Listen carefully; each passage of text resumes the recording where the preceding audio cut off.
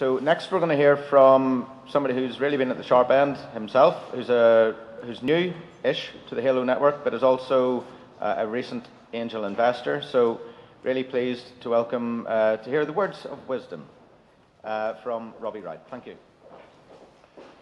Good morning, ladies and gentlemen. I think it's customary on these occasions to start with a word of thanks, and certainly, Stephen, thank you for that introduction. But as I was bobbing up and down the boat coming back from England on the ferry last night, or early this morning, trying to think what I might talk about, I'm afraid the idea of thanking Alan for giving me the opportunity to speak was the last thing on my mind. So a word of warning, this is when things start going downhill and the world is turned upside down. Because I am just going to recount my experience, my own personal experiences, how I came to be an angel investor, and what it's really done for me. I will start, possibly where I might have aimed to finish, as to why I really was interested in being an angel investor. Alan introduced me to the whole thing, and I know Alan through a shared hobby, that being windsurfing. And I wasn't responsible for his black eye. And he invited me to one of the meetings. And at that meeting, we received pictures, as Alan described, from 5 companies. And I was amazed at the quality of the business propositions that were put to the meeting.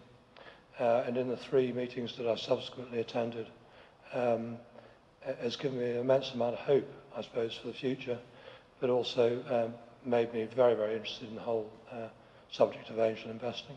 To the extent that I actually have invested myself, I think I was actually the first to dip my hand in my pocket. It's not unusual. You probably know I don't speak with a broad Ulster accent. You're probably saying, well, where the hell does this guy come from? Well, I've lived here for 35 years of my life, so I kind of treat myself as a local, even though I do originate from the West Country. But one thing I have learned is that I think the folk here tend to belittle and demean the country of their birth, and that's not only in business but also in terms of culture, the arts, music, and everything else. There's a very, very rich tradition, and what people are able to produce here, both culturally and in terms of business, is world class, and this place has got an awful lot to be proud of. Sometimes when you go to the angel meetings, you don't really feel that view is shared. But certainly the reason I was enthused the main reason I was enthused simply was because of the quality of the business propositions that were being presented to the angels. The second reason is because it is, as Alan said, great fun. For an old fart like me to get the opportunity to engage with young, energetic, enterprising, entrepreneurial people is very enlivening. And I'll tell you a little bit about my history, but it kind of gave me a new energy, and I have a lot to thank it for. For me, it's an excellent time to invest. I've been involved in 3 businesses, 2 of which have been my own, and all 3 I've started at a time of economic downturn. All 3 have been in spaces occupied by competitors.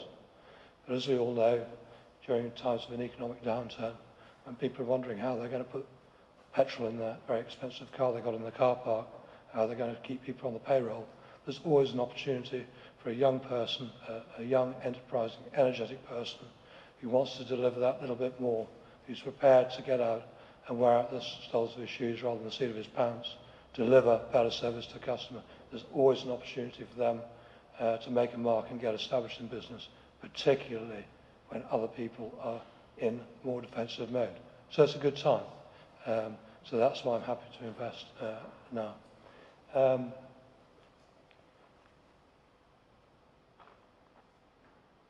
I also wanted to, obviously there are benefits personally in terms of my ability to meet like-minded people, to network, but also to dispel this idea, as Anthony was saying earlier, of it being something like the Dragon's Den, because it's not. I wouldn't necessarily regard myself as a high net worth individual. I certainly wouldn't regard myself as being wealthy, nor particularly sophisticated. But I do have something I feel that I can offer business, something I can give back. I do have a little bit I can afford to invest in what I would call a high-risk venture, and so that's why I am. But there is, as Anthony said, a limit to how much individuals have to invest, and that's the case with me.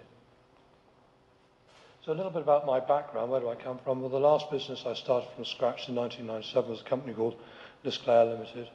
And it was just, it's a scenario is not untypical of the ones that that I see when I go to an angel investor meeting, although I didn't actually go down that route myself.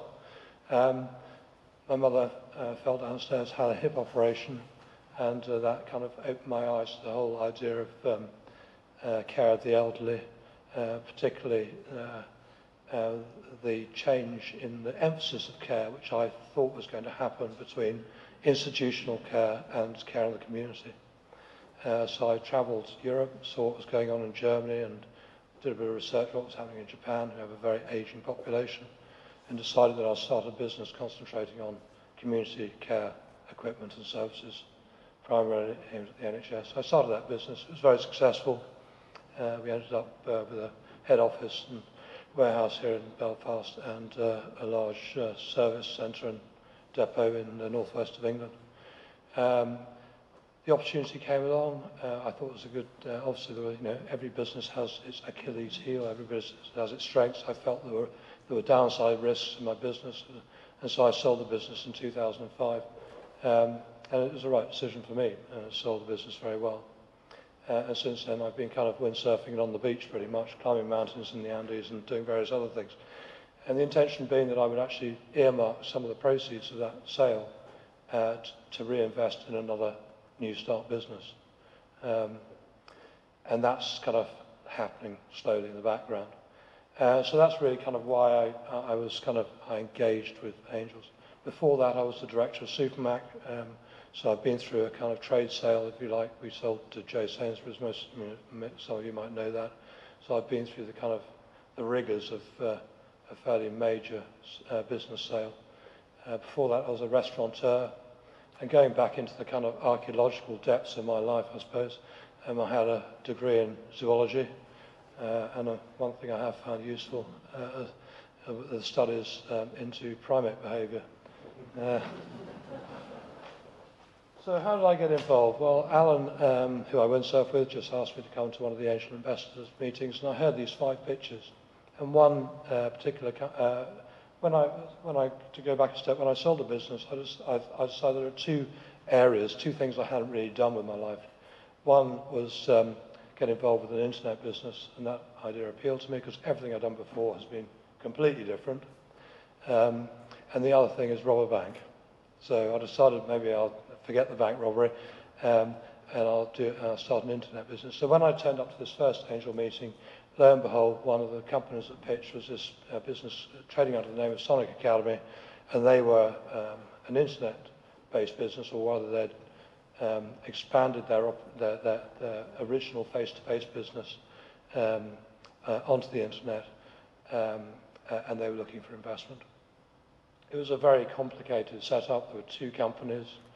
The internet business had basically was established and had developed some traction, but it was demanding so much cash it had basically bled both businesses dry. And at the point in which they presented, I think technically they were probably just about insolvent. So it's rather a strange situation in as much as I was talking to these guys. And it was really, it was a question of not being able to have time to go through due diligence. They were really looking for somebody who would write a cheque to pay the salaries bill at the end of the month. What really made me interested in Sonic, I suppose, was that kind of gut instinct, that feeling you get that this is a very interesting proposition. I thought the idea resonated. The sort of idea you hear about and you go home and you wake up the next morning and you're thinking, my God, think of this, think of that, what potential. And that's, I was caught by the idea. I was very impressed by the enthusiasm, energy and belief of the 2 founder members.